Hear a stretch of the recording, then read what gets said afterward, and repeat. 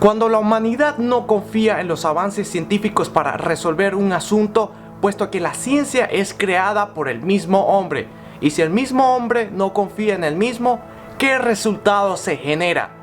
Confía en la fe y en la credibilidad.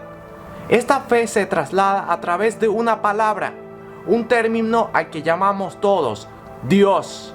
En este caso particular hablamos de las enfermedades, por lo menos de las pandemias que están pasando ahorita, las guerras. Las actitudes hechas por el ser humano no son corregidas con los avances científicos y tecnológicos que hay hasta el día de hoy. Una persona podría vivir perfectamente con posturas que no son acordes a la sociedad actual. Por ejemplo, mantener pensamientos culturales ancestrales y a la vez vivir bajo infraestructuras modernizadas. Mayormente este tipo de cosas sucede en los países pobres. Aquí en estos gráficos estadísticos, la cual yo les estoy demostrando aquí, lo pueden sacar desde la página web hipertextual.com. También los datos originales que vienen de estos se llama de esta página web llamada Statista, en la cual brindan una información bastante importante y segura, reportada por organizaciones que hacen estudios con respecto a este tipo de términos.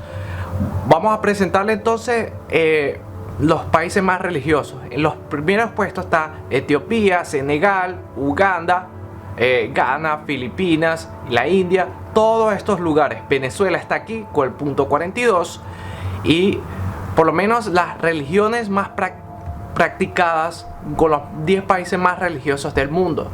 Etiopía con un buen puntaje del cristianismo, los musulmanes. También este estudio se está basando por los que las personas pertenecen a la mayoría de las religiones. ¿Y a qué religiones? Por supuesto está que yo no voy a generalizar. Siempre muchos de esos países hay ateos, hay gente de otros tipos de creencias. Yo me refiero a las personas que más practican esa religión.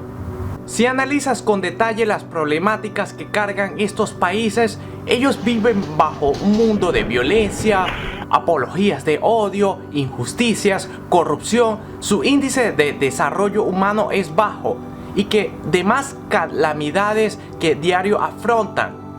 Las respuestas a estos apogeos está la religión como un modo de intentar subllevar estos martirios con una condición aceptada y normal, las cuales tienen su fin dictado. Este es el ente metafísico llamado Dios, que ha intervenido siempre en la historia del hombre y la naturaleza.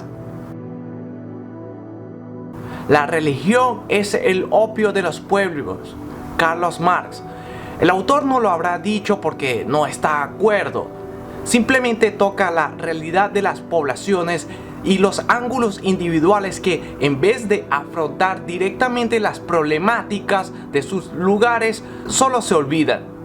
Rehúsan a las luchas sociales y aceptan su conformismo con la alabanza a las deidades fuera del mundo real que operan en sus mentes. En cuanto a las personas que viven bien y son religiosos, cabe destacar que la intervención de la educación y la cultura social que se ha practicado en la región influye en estos sectores. Los parámetros que se establece cada religión, mayormente cristianos o islámicos, con respecto a los que dictaminan el ordenamiento familiar, por lo menos el patriarcado, la poligamia conductual, el buen samaritano, la dieta alimenticia, el ayuno, las acciones que son respuestas en concreto ante un momento dado.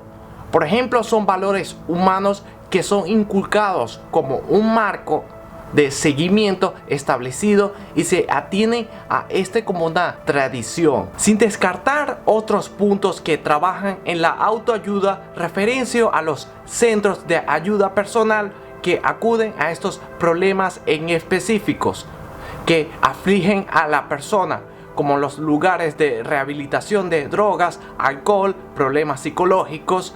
Todos estos están en cualquier parte del mundo, pobres o ricos. Sin embargo, estos centros nunca apartan los sentimientos espirituales como una cura a los problemas. Para finalizar con este tema, en tiempos de crisis, la religión y la fe es una alternativa de solución.